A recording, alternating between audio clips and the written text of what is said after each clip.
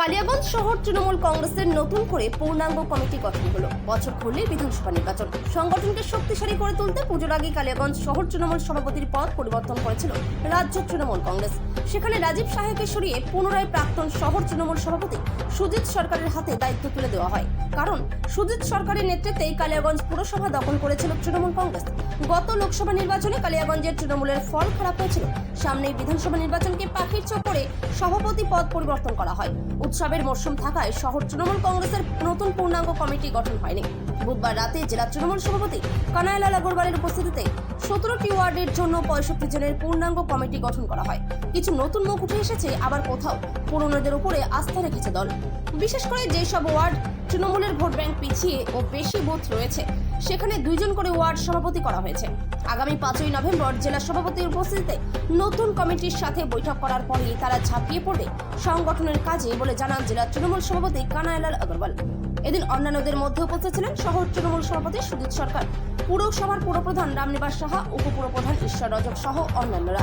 Word থেকেই word সভাপতি করা হয়েছে, টাউন কমিটিতে টাউনের সহসভাপতিগুলো করা হয়েছে, টাউনের সম্পাদক করা হয়েছে, বিভিন্ন ধরনের পদ সবাইকে দেওয়া হয়েছে। আমি বলেছি আমি আসবো 5 তারিখের পরে, এদের সবাইকে নিয়ে বসে আমরা ভবিষ্যতে কি প্ল্যানিং করবো, পরিকল্পনা কিভাবে করবো আমাদের দলের প্রচারে, সেটা আমরা সেখানে ঠিক করবো। টোটাল জন তো বর্তমান শরীর 65 জনের। বিশেষ করে কালিয়াগঞ্জ, রায়গঞ্জ কেন তৃণমূল বারবার পিছিয়ে থাকছে, এই কারণটা আপনারা অনুসন্ধান করে কি পাচ্ছেন? এই কারণটা পেয়েছি, ডিজিটালি আমরা একটু পিছিয়ে আছি রায়গঞ্জ কালিয়াগঞ্জ। ওই জন্য আমাদের সভাপতি সাধারণ সম্পাদক শ্রী অভিষেক বন্দ্যোপাধ্যায় একটা অ্যাপ লঞ্চ করেছেন, পোর্টাল একটা লঞ্চ করেছেন, তার নাম হলো আমি বাংলা ডিজিটাল যোদ্ধা। সেখানে অনেকে রেজিস্ট্রেশন করিয়েছেন, কালিয়াগঞ্জেরও অনেকেই আছে। তাদেরও একটা মিটিং হবে। এখানে ওয়াইজ বলে একটা ছেলে আছে, তাকে দায়িত্ব দেওয়া হয়েছে। ইসলামপুরে বিক্রম দাস আছে, তাকে জেলা কোঅর্ডিনেটর করা হয়েছে। তারা খুব তাড়াতাড়ি এখানে কালিয়াগঞ্জটা নিয়ে বলবে। সেখানে তাদেরকে এইভাবে বোঝানো হবে যে আমরা কি কি কাজ করেছি, তাদের কাছে লিস্ট থাকবে, সেটা আপলোড করবে।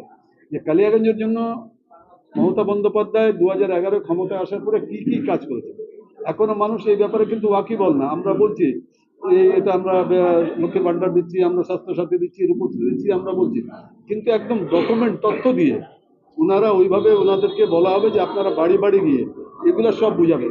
যেভাবে বিজেপির একটা টিম আছে, একটা সোশ্যাল মিডিয়ার একটা আইটি এর একটা টিম আছে, সেইভাবে এখানে 10,000 অলরেডি রেজিস্ট্রেশন হয়ে গেছে। আমি বাংলা ডিজিটাল যোদ্ধা বলে 10,000 ইয়াং ছেলে, তাদেরকে ভলান্টারিলি রেজিস্ট্রেশন তারা করিয়েছে। তারপরেও যদি কেউ আরো করতে চান যে আমরাও ডিজিটাল যোদ্ধা হিসাবে কাজ করবো, তারাও সেটাতে ইনক্লুড হতে পারে। তো খুব এই সপ্তাহের মধ্যে ওনাদের সব প্রত্যেক ওয়াইজ, কাল 31 তারিখে চোপড়া থেকে শুরু হবে, প্রত্যেক ব্লকে অ্যাসেম্বলি ওয়াইজ মিটিংগুলো হবে। মিটিংগুলো করার পরে আমরা ডিজিটালি যখন স্ট্রং হয়ে যাব, তখনই আমরা কিন্তু বিজেপিকে হারাতে পারবো।